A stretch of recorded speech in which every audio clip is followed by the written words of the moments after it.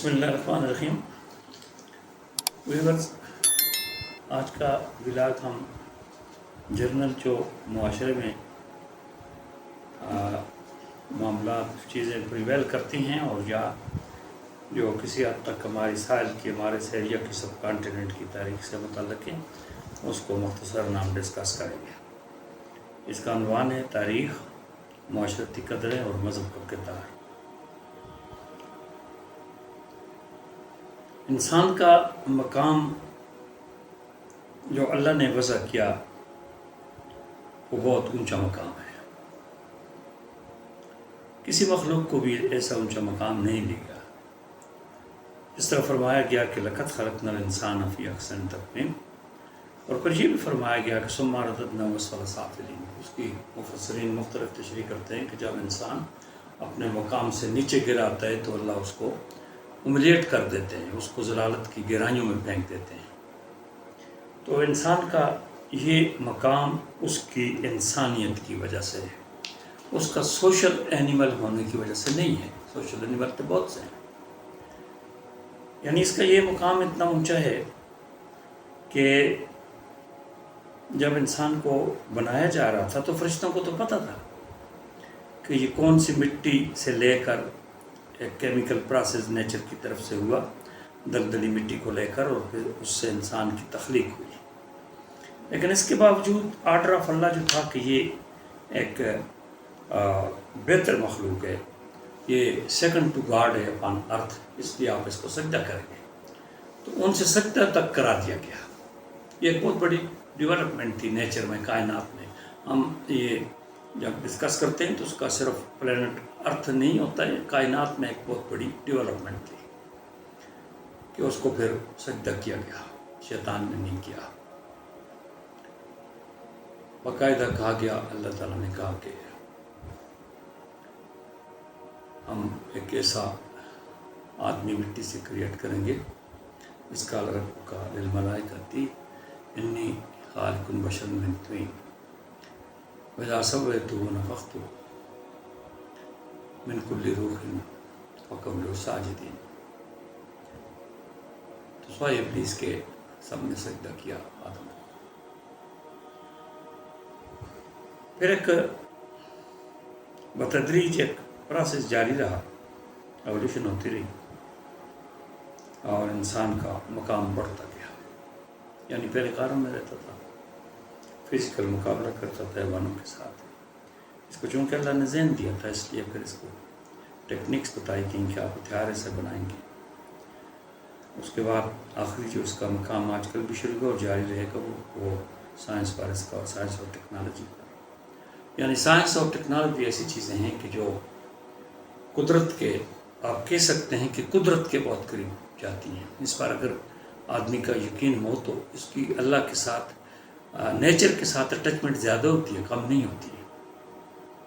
تو اس مقام تک ابھی پہنچ گیا.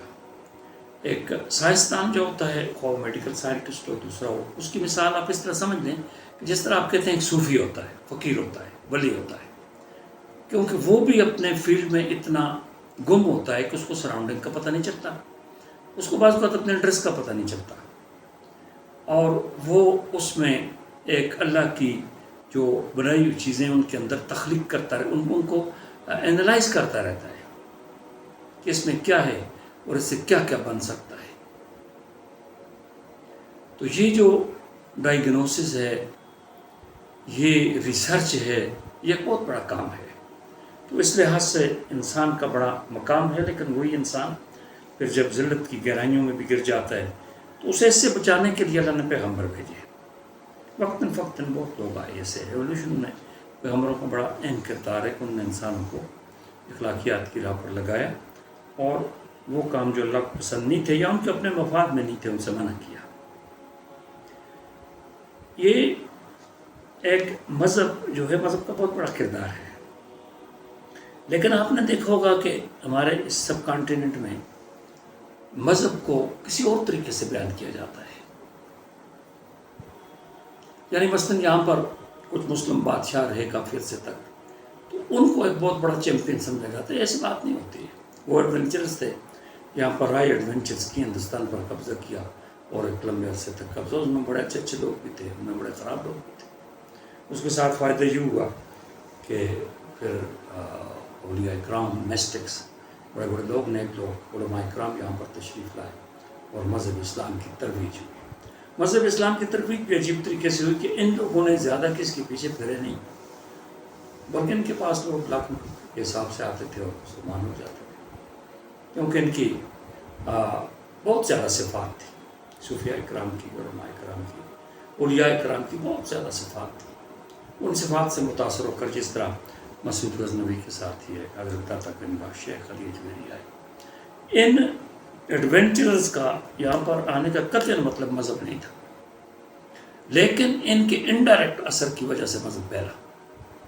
اور پھر یہاں پر جو تھا, ہم اپنے سب کانٹیننٹ کو زیادہ ڈسکس اس لیے کرتے ہیں, اور عرب کو کس کے ساتھ ہماری اٹیچمنٹ ہے, عرب کے ساتھ ہمارا مذہبی اور اس کے ساتھ کلچر. تو یہاں پر مسلم بادشاہوں کا دور تھا, تو انہوں نے بعض ایسی چیزیں, مثلاً اکبر اعظم نے دیکھیں ستی کی رسم کا خاتمہ کر دیا. کتنی بھیانک رسم تھی کہ جب کسی عورت کا خاوند ختم ہو جائے تو چتا میں اس سے جلا دی جائے, تو یہ بھی ساتھ چتا میں جمپ کرے گی. تو یہ انہوں نے ختم کیا, اور بھی بڑی ریفارمس کی, بڑی ریفارمس کی, جب تک ان کی حکومتیں مضبوط تھیں. فائنلی ان کی حکومتیں کمزور ہوتی گئیں, اور اس کے ساتھ ساتھ پھر اور قسم کی ڈیولپمنٹس ہوتی رہیں. باہر کی کمپنیز تجارتی آئیں, انہوں نے ہندوستان میں اپنا انفلوئنس چھوڑا. اور یہ ایک اور بات میں ہندوستان کی اس کی اس سے کہوں گا کانٹیکسٹ میں, کہ دیکھیں قومیں اپنے لیے بہت اچھی ہوتی ہیں, دوسری قوموں کے لیے اتنی اچھی شاید ہوتی ہے نہیں ہوتی, اپنے لیے اچھی ہوتی ہیں. اب جو ہندوستان کا بادشاہ تھا آخر جنگ آزادی کے بعد, اس میں لوگوں نے بڑی قربانیاں دیں جنگ آزادی میں. اس سے پہلے بھی بڑی قربانیاں دیں, اس میں ہندو مسلم سارے شامل تھے, سکھ شامل تھے, جس طرح بھگت سنگھ تھا, دوسرے لوگ شامل تھے, رانی جھانسی تھی, جنرل بخت تھا, دوسرے تھے, تیسرے تھے, سارے. لیکن ان کا آخر میں یہ ہوا کہ یہ یہاں پر تقسیم ہونا پڑا, کیونکہ ایک نظریہ تھا بہرحال کہ مسلم ریاست علیحدہ اور ہندو زیادہ, وہاں پر بھی اب بہت زیادہ مسلم پائے جاتے ہیں. وہ نظریہ بھی آپ اسے کہہ لیں کہ وہ ٹھیک تھا اس وقت کے لحاظ سے. اب وہاں پر بھی 24-25 کروڑ مسلم پائے جاتے ہیں ہندوستان کے اندر بھی. تو یہ جو ہندوستان کا بادشاہ تھا آخری, بیسیکلی واز ناٹ اے بادشاہ, he was not a king, وہ تو وظیفہ خوار تھا. اب قوم کی بات کرتے ہیں, ہم کہتے ہیں کہ انگریز بڑے سویلائزڈ ہوتے ہیں. وہ اس نے میجر ہڈسن نے اسے گرفتار کیا ہمایوں کے مقبرے سے, تو اس کو پیچھے مڑ کر بادشاہ کا جلوس جا رہا تھا, اس کی ساری فیملی شہزادے بھی, تو پیچھے مڑ کر اس کے سامنے ایک بزرگ آدمی ہے, اس کا بادشاہ سے تعلق ہی نہیں ہے, وظیفہ خوار ہے, شاعر ہے, مسٹک ہے, نیک آدمی ہے, بہت عمر ہو چکی. تو پیچھے مڑ کر دو شہزادوں کو اس کے سامنے ہلاک کر دیا. یا آپ ایک دوسری قوم کا, جب آپ کی قوم مضبوط نہیں ہوگی نا, تو آپ رویہ تو دیکھیں نا, ہم کہتے ہیں انگریز بڑے سویلائزڈ ہوتے ہیں. پھر بادشاہ کو ناشتے میں ایک شہزادے کا سر اس کی ٹرے میں رکھا گیا. تو یہ حالت ہوتی ہے. اور بادشاہ کی کیا حالت تھی کہ برما میں ایک گیراج میں اسے رکھا کہ آپ اسے بہتر طریقے سے بھی, being x king of Hindustan, nominal king تھا لیکن کنگ تو تھا. یہ ایک بزرگ آدمی تھا, ایک معزز شہری تھا ہندوستان کا. اسی حالت میں ان کی وہ وفات پا چکے ہیں. اس کے بعد ان کی قبر کے نشان کو مٹا دیا گیا. کہ یہ قوم کی ہم بات کرتے ہیں کہ قوم, اب اکثر لوگ بیانیاں دیتے ہیں تو وہ بیانیاں غیر ذمہ دار ہوتے ہیں. وہ کہتے ہیں جی بڑا شاندار ماضی تھا اور ہمارے بزرگوں نے یہ کیا اور پھر وہ کیا فلانا کیا. ایسا نہیں ہوتا ہے. شاندار ایک آپ انسٹیٹیوشن چھوڑتے ہیں تو وہ شاندار ہوتے ہیں. نہ مسلمانوں نے کوئی انسٹیٹیوشن چھوڑے اور نہ کسی اور نے. فائنلی کیا ہوا, جھگڑا ہوا, اور جھگڑے کے اوپر جھگڑا. تقسیم کے وقت لوگ مارے گئے بہت سارے.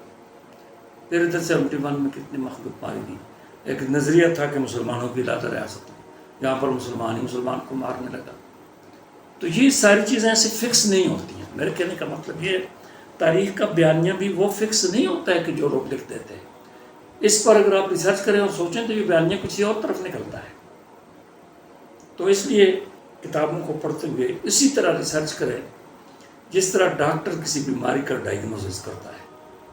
وہ کہتے ہیں نا علم کی بنیاد جو ہے شک کی بنیاد پر علم شروع ہو جاتا ہے. تو بالکل لوگوں کا بیانیے پر نہ چاہیں کہ فلانا یہ کہتا ہے، فلانا مولوی یہ کہتا ہے، فلانا وہ کہتا ہے، وہ کہتا ہے. اپنا آپ پڑھے ہوئے لوگ ہیں تو اپنی ریسرچ جدا کریں، آپ کو بہت چیزیں نہیں ملیں گی. جب میں کسی سے ڈسکس کرتا ہوں تو لوگ کہتے ہیں یہ بات ہم نے پہلی دفعہ سنی ہے. تو آپ کا انشاءاللہ جی. تو یہ چھوٹا سا ولاگ میں اسی پر ختم کرتا ہوں. تھینکس اے لاٹ. مہربانی.